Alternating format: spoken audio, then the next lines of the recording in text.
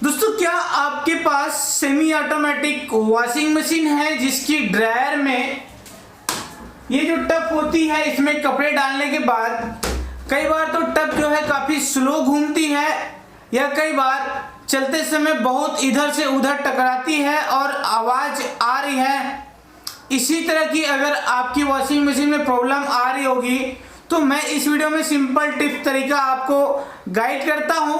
हो सकती है इस वीडियो से आपकी वॉशिंग मशीन की जो प्रॉब्लम है बहुत सिंपल और सरल तरीके से आप सॉल्व कर पाएंगे। तो चलिए देखते हैं कि आखिर प्रॉब्लम क्या हो सकती है वॉशिंग मशीन में।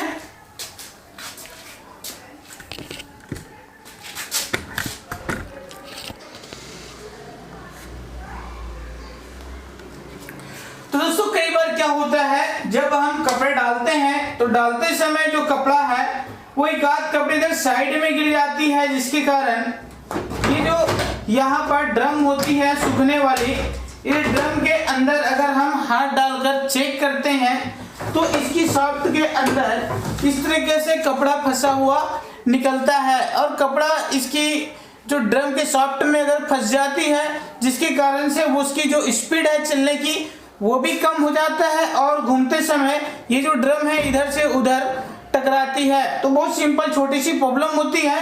इस तरह से आप वॉशिंग मशीन की ये जो ड्रायर वाली ड्रम है उसके नीचे हाथ डालकर चेक कर लीजिए, शायद कोई कपड़ा तो नहीं फंसी है।